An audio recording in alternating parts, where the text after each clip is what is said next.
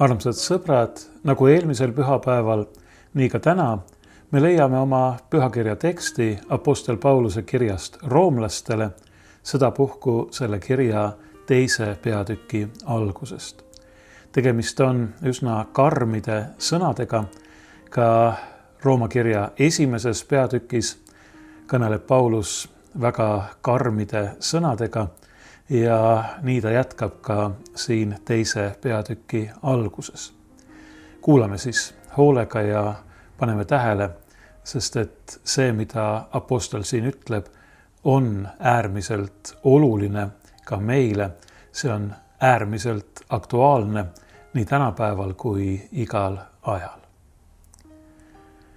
Seepärast, kohut mõistev inimene, ole sa kes tahes, sa ei saa ennast vabandada, sest milles sa teiste üle kohut mõistad, selles mõistad sa süüdi iseenese. Sina, kes sa mõistad kohut, teed ju sedasama. Ent me teame, et Jumal mõistab tõttmööda kohut nende üle, kes niisuguseid asju teevad. Sina aga, inimene, kes sa kohut mõistad nende üle, kes niisuguseid asju teevad ja teed ise sedasama, kas sa arvad, et pääsed Jumala kohtuotsusest? Või suhtud sa üleolevalt tema helduse ja sallivuse ja pika meele rohkusesse ega saa aru, et Jumala heldus tahab sind juhtida meelt parandama?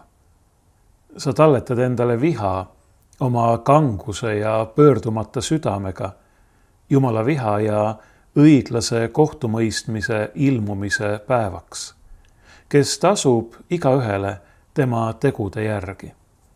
Igavest elu küll neile, kes püsiva hea tegemise kaudu taotlevad kirkust ja au ja kadumatust, ent viha ja raevu neile, kes on isemeelsed ja tõele sõnakuulmatud, aga kuulekad ülekohtule. Ahistus ja kitsikus tuleb igale inimhingele, kes teeb kurja. Juudile esmalt ja siis kreeklasele. Aga kirkus, au ja rahu igaühele, kes teeb head. Juudile esmalt ja siis kreeklasele, sest Jumala juures pole erapoolikust. Nagu ma ütlesin, päris karmid sõnad. Apostel Paulus alustab siin sõnakesega seepärast. See sõna viitab sellele, millest ta kõneles eelnevas peatükis, kõigest sellest, mis väljendab inimese lahutatust, inimese taganemist Jumalast ja see tähendab ka taganemist, lahtiütlemist sellest, mis on õige ja hea ning enda üleandmist, andumist ülekohtule. See on meie maailma tegelikkus. Ma jõuan jälle selle juurde, mida olen öelnud varemgi. Inimesed tihtipeale ei taha piiblit lugeda sellepärast, nii nad ütlevad, et piiblis on kirjas nii palju koledaid asju. Aga mina vastan selle peale alati, see on nõnda sellepärast, et piibel on väga tõsine ja realistlik raamat ja kõneleb meile selle maailma olukorrast sellisena, nagu see tegelikult on. Selle patuse langenud maailma tegelikkusest, meie enda elust, meie mõtteviisist, meie kalduvustest ja meie lojaalsustest, mitte tõele, vaid valele, mitte heale, vaid kurjale. Sellega ei taha ma öelda, et inimesed üldse ei püüaks leida tõde ega teha seda, mis on hea ja õige, aga me teame ju igaüks suurepäraselt, kui hästi see meil välja kukub ja kui me veel isiklikult võiksime kas iseenda või mõne teise inimese puhul öelda, et jah, enamasti kõik on ju hästi, siis kui me vaatame kogu selle õnnetu inimkonna peale, kui me loeme kas või mõnda adekvaatset ajalooraamatut, siis me näeme, et heast ja õigest on see kõik paraku vägagi kaugel. Sellest kõneleb apostel Paulus põhjalikult ja otsekoheselt Rooma kirja 1. peatükis ja eks ta jätkab sellega ka järgnevates, aga siin selle 2. peatüki alguses ta justkui võtab veidikene hoogu maha või õigemini tõmbab meid natuke tagasi, sest et eks ole ju nii, et kui me loeme selliseid inimeste ülekohut ja kurjust kirjeldavaid ridu, nagu näiteks apostel Pauluse Rooma kirja 1. peatükist, siis me kipume sellega kaasa minema otse kui seisaksime meie sellest kuidagi kõrgemal. Justkui oleks meie kätte usaldatud kohtumõistmine. Kohtumõistmine nii selle ülekohtu kui ka ülekohtu tegijate üle. Ja siin ütleb apostel Paulus, et pea hoogu, pea kinni. Oh kohut mõistev inimene, ole sa kes tahes, sa ei saa ennast vabandada, sest milles sa teise üle kohut mõistad, selles mõistad sa süüdi iseenese. Sina, kes sa mõistad kohut, teed ju seda sama. Oh inimene, oh kohut mõistev inimene, ütleb apostel siin. See väljend kreeka keeles ja tolleaegses retoorikas tähendab tegelikult midagi sellist nagu kuule, sina seal, jah, just sina, pane tähele, need sõnad käivad nüüd just sinu kohta. Ja apostel ka täiesti teadlikult, täiesti meelega kasutabki siin sina vormi, sest et ta pöördub igaühe poole. Ta koputab siin meie igaühe südametunnistuse peale ja kui meil on vähegi südametunnistust, siis me peame ütlema, et jah, tal on õigus. Tuletame meelde Johannese evangeeliumi 8. peatükist, kuidas kord toodi Jeesuse juurde üks abielu rikkumiselt tabatud naine ja sooviti, et ta ütleks, mida selle naisega tuleb teha. Jeesus ütles, kes teist on ilma patuta, kes ei ole pattu teinud, see visaku esimene kivi. Ja evangeelium ütleb meile, et kõik läksid minema, mitte keegi ei visanud ühtegi kivi, sest et nendel, kes toda naist süüdistasid, oli siiski veel südametunnistus alles. Ja see väga kõva koputamine, millega Jeesus nende südametunnistuse peale koputas, mõjus. Vähemalt sellel hetkel see mõjus. Jeesus, tema on muidugi ilma patuta, aga tema ka ei visanud kivi, sest et tema on Jumala pojana just selline, nagu on Jumal. Ta on armuline ja halastaja, pika meelega ja rikas helduselt. Ta ütles tollele naisele hoopis, ka mina ei mõista sind surma, mine ja ära tee enam pattu. Niisiis, need apostel Pauluse sõnad viitavad esmalt meile kõigile omasele kalduvusele, oma kaasinimeste üle ja üleüldse ühiskonna üle ja olude üle ja ajaloo üle ja muidugi ka poliitikute ja riigijuhtide üle, kes on ju kõiges süüdi, kohut mõista. Aga need apostel Pauluse sõnad tuletavad meile kohe meelde ka seda, et kui me kellegi üle kohut mõistame, siis me mõistame kohut ka iseenda üle.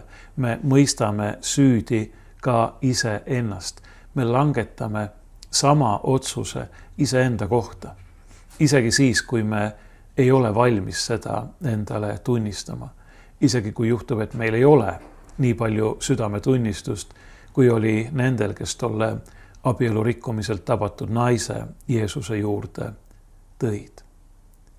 See, et pühakiri keelab meil ligimeste üle kohut mõista, Jeesus ise ütleb, et ärge mõistke kohut, et teie üle ei mõistetaks kohut.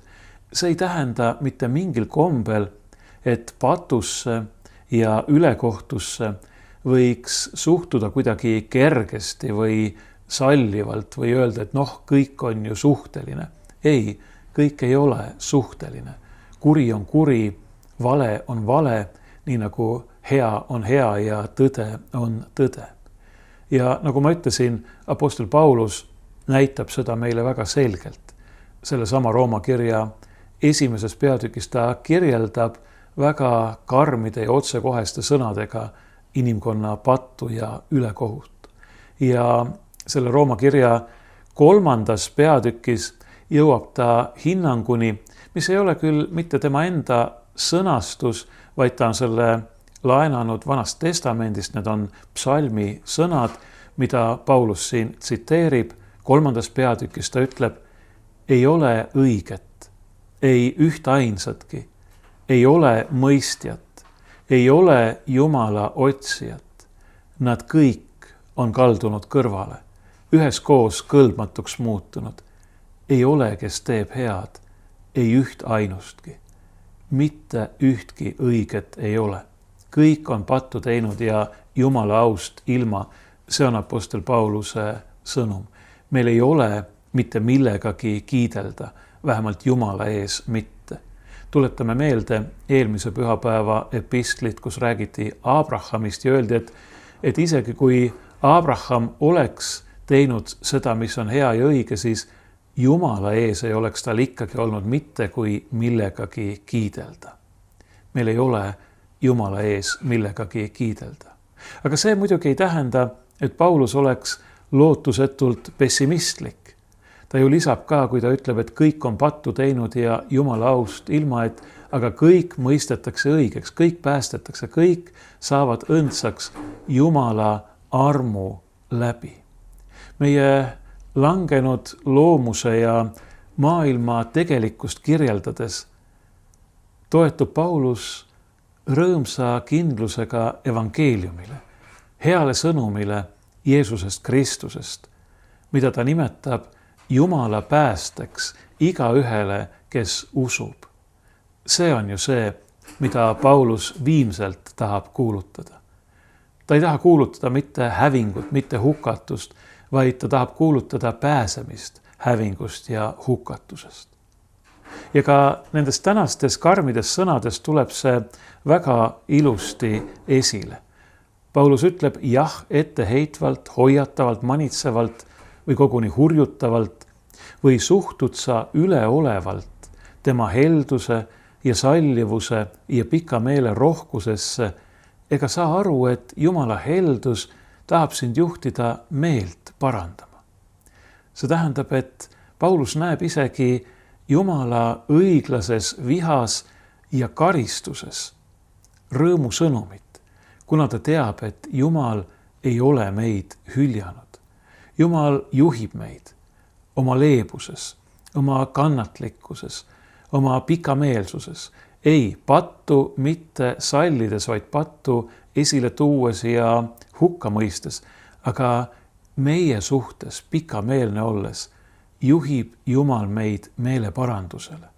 Et meie osaks ei jääks mitte viha ja surmav raev, vaid et meie osaks oleks, nagu ta siin ilusti ütleb, kirkus ja au ja rahu ja kadumatus ja igavene elu. Need on asjad, mida me igatseme, eks ole, mida me kõik tahaksime, mille poole me püüdleme ja mille mõned inimesed arvavad kätte saavat oma õigete tegude varal. Aga mida teha siis nende ülekohtutegudega? Kui Jumal paneks isegi kaalule meie head teod ja meie halvad teod, siis me teame, kumb kaalukauss osutuks raskemaks. Meil ei ole iseendale lootes võimalust pärida rahu ja kirkust ja au, kadumatust ega igavest elu. Aga Jumal tahab, et me selle päriksime. Et me selle päriksime sõna otseses mõttes, see tähendab, et me saaksime selle kingitusena temalt, kes on meie isa, kes on meie looja, kes tahab, et me ei hukkuks, vaid et me võiksime elada igavesti. Ja Jumal ei ole siin, nagu apostel Paulus ütleb, erapoolik. Ta annab seda, ta tõotab seda Pauluse sõnul juudile esmalt ja siis kreeklasele, see tähendab viimselt kõikidele inimestele. Jumal armastab kõiki inimesi. Jumal armastab kõiki inimesi ühtviisi ja oma armastuses tahab ta meile meie patu tõttu osaks saada ähvardava hävingu ära pöörata. Ta tahab selle asendada taevase õnne ja rõõmuga meile kõikidele. Nüüd võib küsida, et aga kuidas saab siis olla nii, et mõned ikkagi hukkuvad, paljud hukkuvad, nii nagu Jeesus ütleb. Aga mida Jeesus ütleb selle kohta? Ta ütleb, et paljud valivad selle, paljud käivad mööda seda laia teed, mis viib hukatusse. Ja vähe on neid, kes valivad kitsa tee ja lähevad läbi kitsast väravast. Ma ütlesin, et Jumal armastab kõiki ühtviisi. Jumal valab oma armastuse välja kõikide inimeste peale ühtviisi, laseb paista oma päikest ja sadada vihma nii õigete kui ülekohtuste peale. Vastuvõtjast sõltub see, kui suur on see meie osa või milline on see meie osa. Ja ma ei toonud siia ilma asjata seda laia ja kitsa tee võrdlust, sest et kui me tahame võtta Jumala armastuse vastu ja saada osa Jumala armastuse andidest, siis see tähendab, et me peame andma sellele armastusele enda sees ja enda elus ruumi. Ja see armastus tähendab ju enese andmist, iseendast oma minast loobumist. Koos Jeesusega risti enda kanda võtmist, sest siin maailmas on armastus rist ja mööda seda kitsast teed minemist. See on meie valik. Kui me tahame tõeliselt Jeesuse jälgedes käia, siis me peame järgima teda eeskätt tema ennast andvas armastuses. See on see viis, kuidas me tema armastusest osa saame. Nagu öeldud, see on meie oma valik, aga Jumal pakub meile päästet, pakub meile oma armastust kõigile ühtviisi, ilma erapoolikuseta, ilma nägude vahel vahet tegemata, nii nagu me võiksime kreeka keelest otse tõlkida. Apostel Paulus ütleb siin selles epistlis, et kitsikus ja ahistus tuleb igale inimhingele. Kitsikus see on midagi, mida inimene tunneb enda sees, see on nagu see, kui hing pigistab kinni, sa justkui oledki ahastuses ja ahistus on midagi, mis tuleb väljaspoolt, see võib olla kas tagakiusamine või midagi muud selle taolist. Paulus ütleb, et see tuleb igale inimhingele, kes teeb kurja. Ja seegi on selleks, et juhtida meid meeleparandusele. Et näidata meile, et meie valik, see valik, millest ma just kõnelesin, ei ole olnud õige. Et meie tee ei ole see, mis viib igavesse ellu. Ja siin on omapärane paradoks. Paulus räägib ahistusest ja kitsikusest, aga Jeesus räägib laiast teest. Jah, just nii. Kui sa käid mööda seda laia selle maailma teed, ülekohtu ja isekuse teed, siis tegelikult on see ahistuse ja kitsikuse tee, sest et sa ei leia seda, mida sa otsid. Ja sa otsid, aga sa ei leia seda. Vaid sa tunned üha enam, kuidas midagi on valesti. Midagi on puudu, midagi on viltu. See on eeskätt see seesmine ahistus või kitsikus. Aga sellele lisandub kindlasti ka väline, sest et varem või hiljem saavad meie valikute tagajärjed meid kätte. Ja nagu öeldud, sedagi tahab Jumal praegu veel, seni kuni me veel elame siin maailmas, kasutada selleks, et meid meeleparandusele juhtida või koguni ajada, nagu me võiksime ka tõlkida. Need, kes võtavad vastu selle Jumala armu pakkumise ja annavad ennast temale üle. Ka siis, kui nad peaksid siin maailmas väga palju või koguni kõik kaotama, nemad kogevad vastupidist.